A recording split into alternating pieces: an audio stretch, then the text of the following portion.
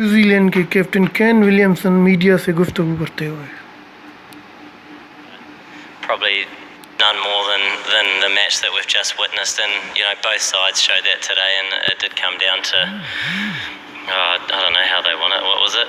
Boundaries or something? But it was someone had to walk away with the title, and we're gutted that it's not us. But England had a very good campaign, and they deserve the victory.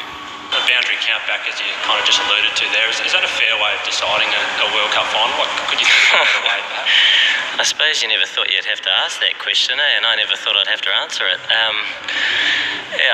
Look, while the emotions are raw, it is pretty hard to swallow when two teams have worked really, really hard to get to this moment in time, and when sort of two attempts to separate them with a winner and a loser still didn't perhaps sort of shine with one side coming through. It just is what it is, really. The rules are there at the start. No one probably thought that we'd have to sort of resort to some of that stuff, but yeah, very tough to swallow. Obviously a great game of cricket, and I think all you guys probably enjoyed it, as to everyone else. I think they're still here. They want more, but we're looking forward to putting our feet up now and having a bit of a chat and a reflection about our campaign.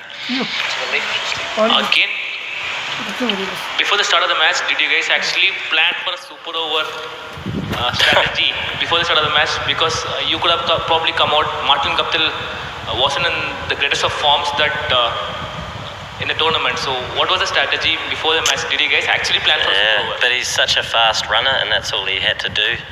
And he just was short by a little bit. So unfortunately, it didn't happen. We didn't really do a lot of super over practice, but at the same time it's cricket, and guys do work on hitting the ball out of the park, and that's all that was required.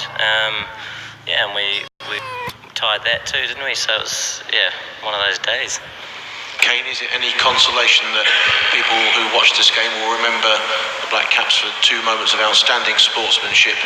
One when you signalled that Trent Boult had stood on the rope, so it wasn't a six when you were that close to dismissing Ben Stokes. Those things are remembered by spectators.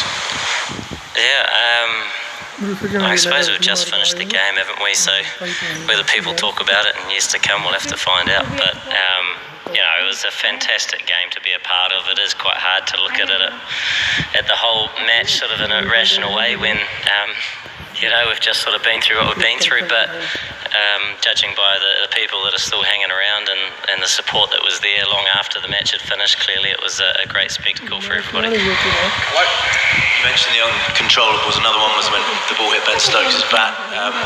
What were you thinking? I guess no hard feelings, or do you think maybe the rule could change? I don't know. The rule has been there for a long time. I don't think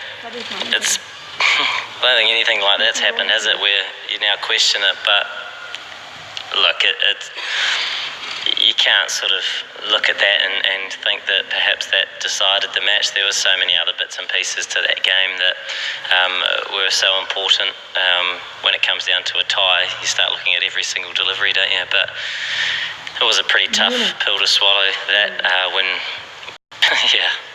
we're looking pretty likely with Trent bowling really, really well. So one of those things.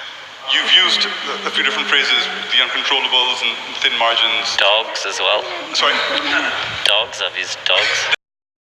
This particular one. Would you agree that one way of looking at it is just down to luck, that you're not sitting there as a World Cup winning captain today, especially with what happened with Guptill's throw, hit Stokes' bat, went off for, I guess I can... Is it just luck that you're not... I guess it's... Uncontrollables, I suppose, mean that you can't control them, can you? So it's up to someone else, I don't know.